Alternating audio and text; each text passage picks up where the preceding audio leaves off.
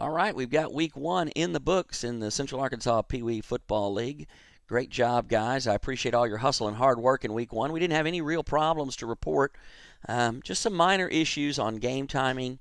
And then we were going to take a look today, just for training purposes, at the horse collar rule. And this, our training video for week 1. As I mentioned earlier, game timing did become an issue, so we're going to look at some administrative things that we can do to speed up the game when the game clock is stopped and the teams are not playing. These are our administrative timed intervals between the game. We're going to really work hard at speeding them up. First thing we're going to do is talk about starting the game on time. We want to make sure that all of our game officials are there at least 15 minutes prior to the start.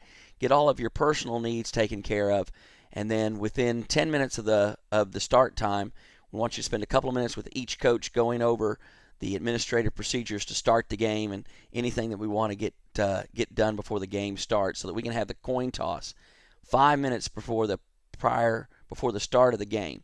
This gives our little guys, our early games are our little games, and it gives those little guys a couple of minutes extra to get ready for the kickoff at the scheduled start time. That's very, very important. Now let's look at some things that we can do during the game to speed things up. First big problem that we had was during the change of possessions. The teams try to sneak a timeout in here, but there is no scheduled timeout. So let's just shake them out immediately. Wing officials, offense to defense, defense to offense, help us on the sideline, communicate that we need to be switching personnel and make sure that that's done without the coaches trying to conference on the sideline.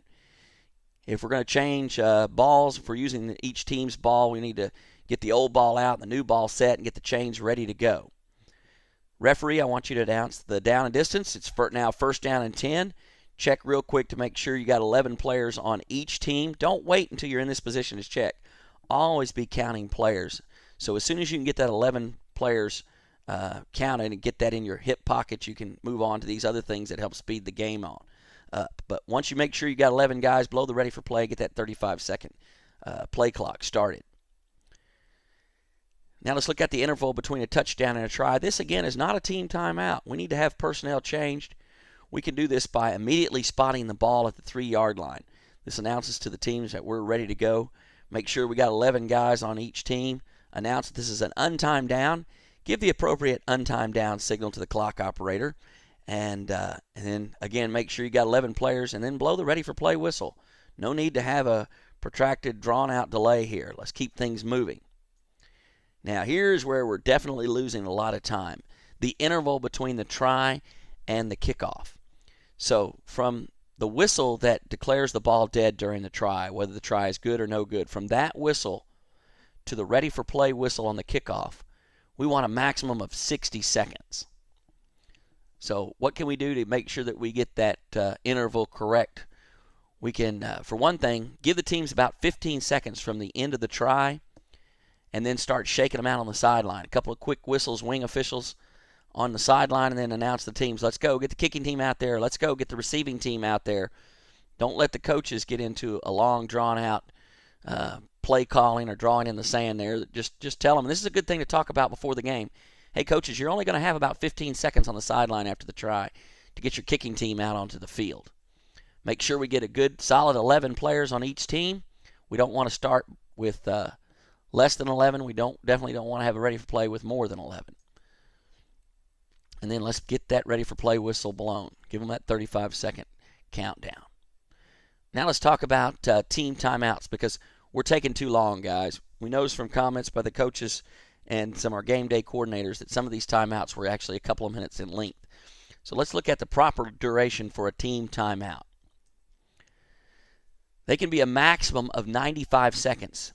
From the whistle where we signal that there's a timeout until we have a whistle for a delay of game. Now, how do we have that 95-second interval timed? Well, first thing that we can do to make sure we don't exceed that is once we start the team timeout, someone needs to be timing a 45-second interval. After 45 seconds, we want to give a couple of tweets on the whistle, and then the wing officials should announce 15 seconds to the get-ready whistle. 45 and 15 will take us to exactly the 60-second interval that the timeout is supposed to be. Now, if we blow that whistle at exactly 60 seconds and put 35 seconds on the play clock and it runs all the way down, we would have a delay of game whistle at 95 seconds. That was that 95-second interval we talked about in the first bullet point there. So make sure after 60 seconds, no more than 60 seconds, we're blowing the ready for play whistle.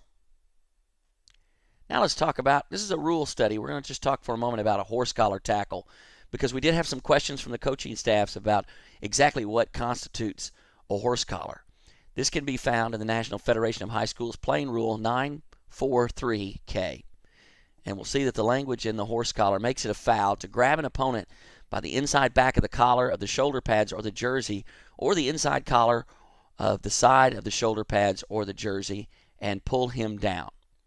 So if one player of the defense were to grab an opponent by the collar and stop his forward progress, and then another player of the defense were to come in and wrap him up and pull him to the ground by the waist, although we had the horse collar grabbed, we actually did not have a horse collar tackle.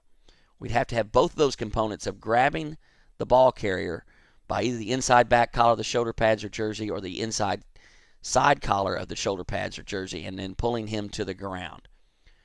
The rule does not require the tackle to be immediate. We could grab a hold of that collar and he could drag the defender for 2 or 3 steps, and then if the defender pulls him down by the collar, then we would certainly have a horse collar tackle, because the rule in 9.4.3K does require the runner to be pulled down by the collar. Hope that little brief rule refresher on the horse collar tackle helps you with your games this week, guys. And please follow these administrative policies on timeouts, team timeouts, and intervals between scores and tries. And let's try to speed these games up and get them in as quickly as possible, but allow the teams the maximum number of plays to determine the outfield on the gridiron. If you have any questions, please don't hesitate to drop me an email at toddallen65@me.com. Until next week, guys, for another training video, I hope you have a great week on the field. Hustle, don't hurry, and have a good one. We'll see you again next week for Central Arkansas Pee Wee Football League. Thanks, and have a great week.